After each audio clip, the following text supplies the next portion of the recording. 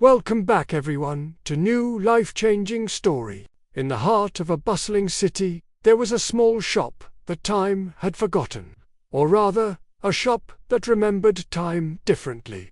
Inside, an old clockmaker named Elias worked, while the city outside rushed and honked and scrolled.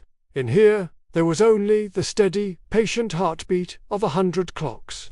And Elias held a secret about the true nature of time itself. One day, a young woman named Anya burst into the shop. She was a talented, ambitious clockmaker herself, but she was frustrated. Her creations were good, but they never had the soul, the perfect accuracy of Master Elias's work. "Master Elias," she said, her words tumbling out in a rush, "I have studied every gear, every spring. I use the same tools, the same metals. What is your secret? Please, you must tell me."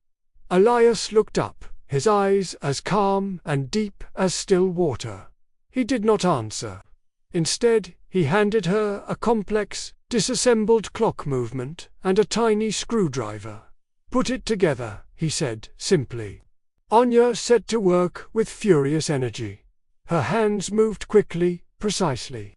But the more she rushed, the more the tiny gears fumbled in her fingers. She forced pieces together, only to find they were misaligned. After an hour of frantic effort, she sat back, defeated. The clock was a jumbled mess. "It's impossible," she sighed. Elias picked up the movement. "You see the gears," he said, his voice low and steady. "But you do not see the spaces between them." Elias sent Anya away with a new task. "Come back tomorrow, and just listen." The next day, Anya returned. She sat on a stool, feeling foolish, as Elias worked on a single grandfather clock. For an hour, she just watched and listened. At first, she heard only the ticking, but then she began to hear the subtleties. The soft whisper of the pendulum's swing. The gentle grind of the weight descending. She saw how Elias would work for a few minutes, then stop, simply observing the mechanism, listening for its truth. "Why do you stop?" she finally asked. "You're wasting time." Elias smiled. "I am giving the clock time to speak to me. It tells me where it is tight, where it is loose, where it is afraid to move." He looked at her. "This is the second layer of patience. The patience of the heart. It is the willingness to listen, to observe without an agenda. You are so eager to make the clock tick that you never listen to what it needs to tick well." Weeks turned into months.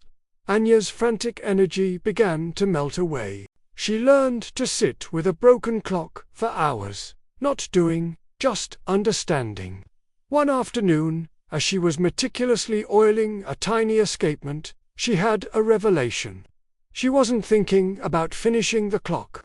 She wasn't thinking about proving herself. She was entirely focused on the smooth, gliding motion of the brush, the shimmer of the oil on the brass. In that moment, there was no past, no future. There was only the clock, her hands, and the profound silence of her mind. The clock she was working on, a complex piece that had baffled her for weeks, suddenly clicked into perfect rhythm. Its tick was steady, resonant, and true. Elias, who had been watching, nodded. "You have found it," he said. "Found what?" Anya asked, breathless. "The secret? The secret is not a technique," Elias said. "It is a state of being. The third layer, the patience of the soul, is the understanding that time is not your enemy, but your workshop. When you stop fighting it, when you stop trying to save it or beat it, you become a partner with time itself. A thing made with rushed hands will always feel rushed. A thing made with a patient soul will contain eternity within it." Anya looked around the shop. She no longer heard a cacophony of ticks. She heard a symphony. Each clock, built with that three-layered patience, had its own voice, its own life. She finally understood. Patience wasn't passive waiting. It was an active, profound engagement with the present moment. The patience of the hands was the body learning stillness. The patience of the heart was the emotions learning to listen. The patience of the soul was the spirit learning to partner with time itself. The city outside continued to rush. But in the clockmaker's shop, and now in Anya's own heart, time had become not a measure of scarcity, but a space for mastery, a container for peace. Share it with us below. And if this story helped you breathe a little deeper, subscribe for more.